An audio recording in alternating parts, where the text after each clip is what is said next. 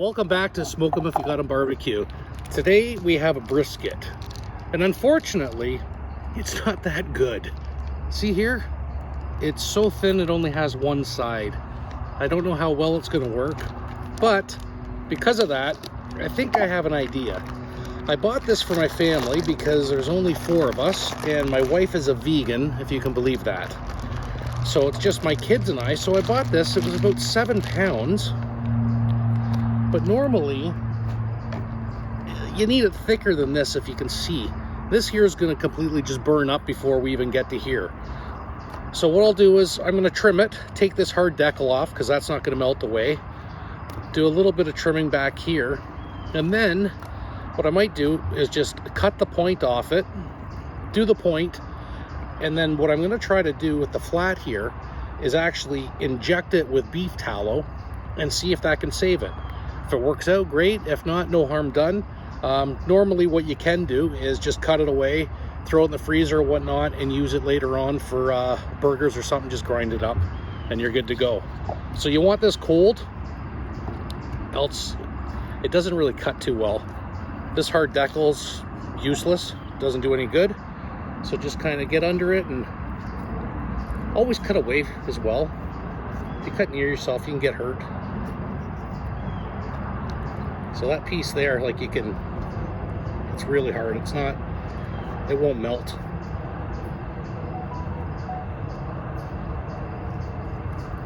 And then there's some silver skin on this as well that I'd like to get rid of. Right here, you can see it. You slide the boning knife under. I like to pull a little bit. And as I pull, you can do that and see a little bit of meat, but not much. You're able to get it off pretty decent just by sliding the knife right under there and just kind of pull. See, no meat, no waste, nice and easy. And when doing this, you can spend a ton of time doing it or no time at all. It's up to you. I don't do a ton because, like I said, it's just usually family and friends anyway. I'm a home cook, so to me it's more of a hobby than anything. I enjoy doing this. So it's not a restaurant. I'm not going to make it completely perfect, but I do want some of it off. Like here, there's a lot, so if there's too much, try to get rid of it. And your nice soft good fat that you get, if you save those trimmings, you can do that later on and use it to make tallow. And that's what I've made the other day, and I'm going to use that, like I said, to inject this because it's so thin that, like, look at that, that's just going to burn up. That'll be cooked in 2 hours or probably less, and this will take quite a few hours. So, and this is a big piece of hard meat too, or fat.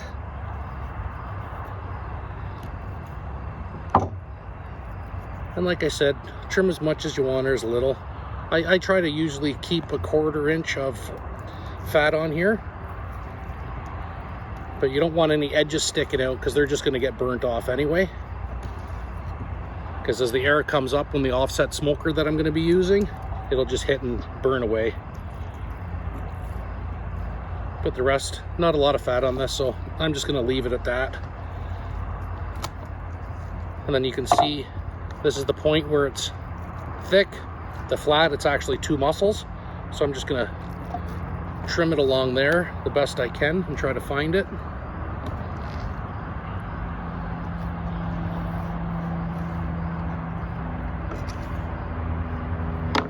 So, like I said, really thin there.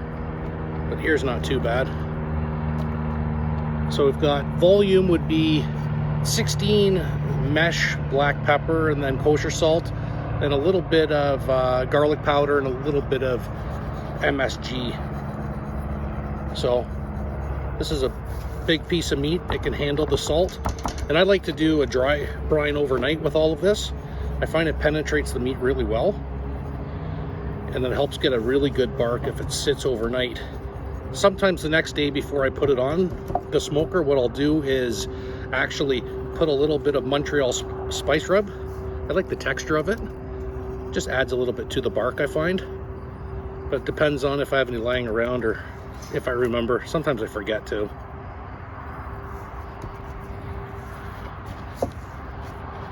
And don't forget to get all these edges too. These edges are wonderful when they're crispy.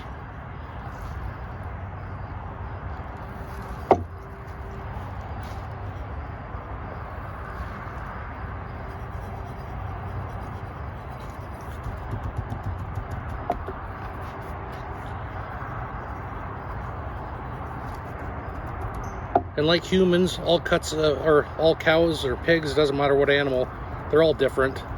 So you're gonna get thicker pieces or not, and sometimes it's how the butcher butchers it. But you make do with what you have. A little bit more here.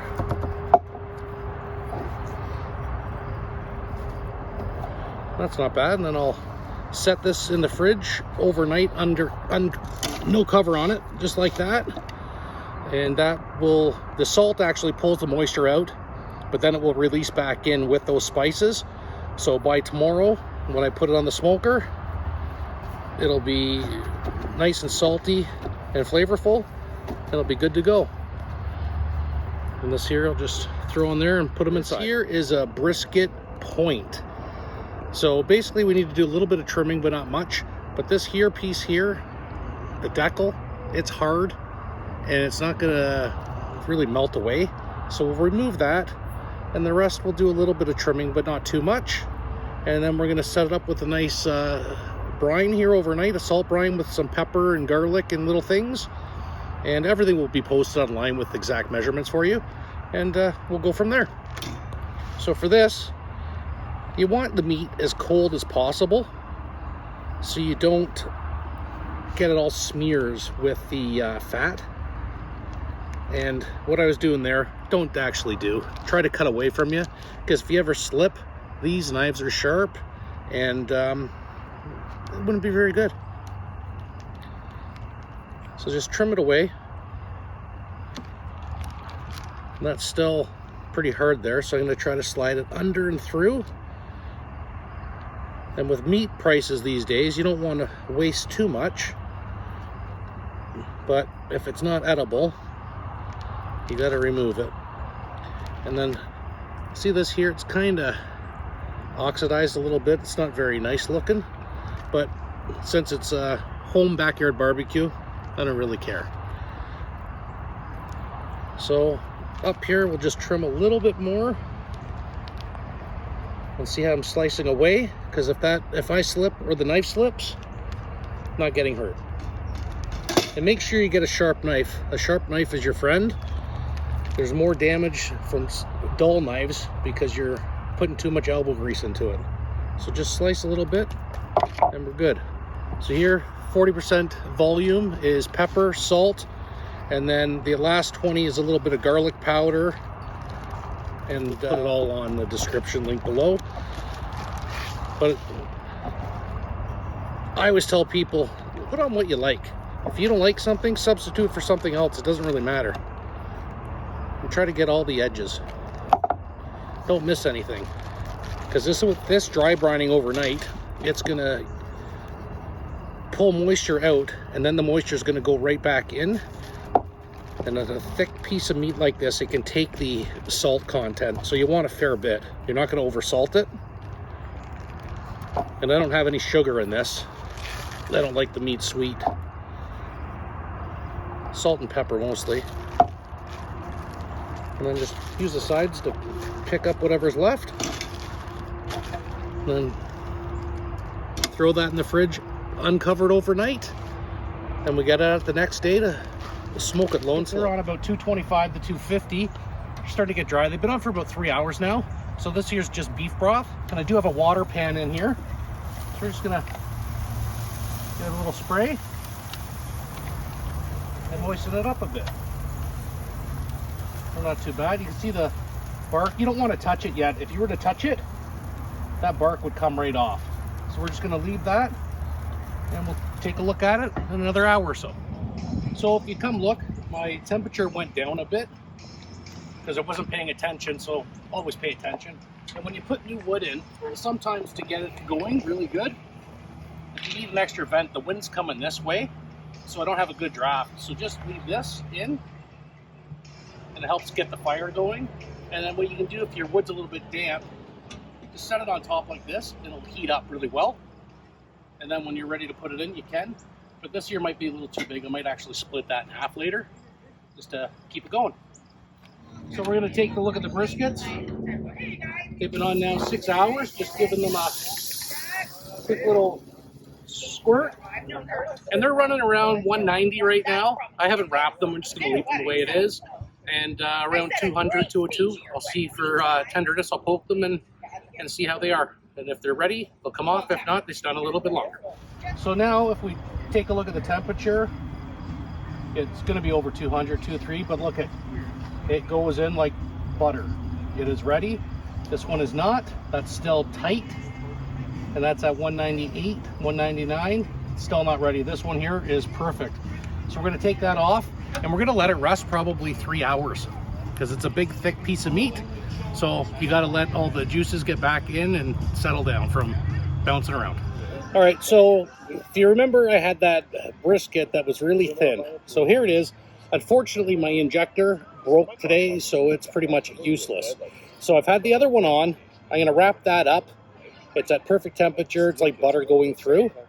This here, what I'm gonna do is put it on and see what happens. After a little while, I'm gonna wrap it with a bunch of beef tallow though, and hopefully it saves it. If not, you live and learn. All right, so remember that brisket flat that was terrible and dry? I'm gonna see if I can save it with a bunch of beef tallow and just pour it all over it and see if that works.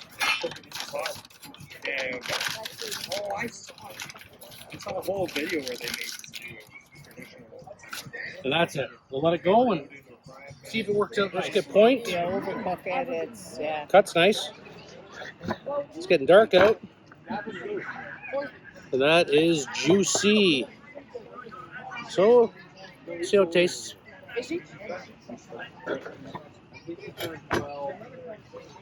Flop's nice. Easy pull. I like it.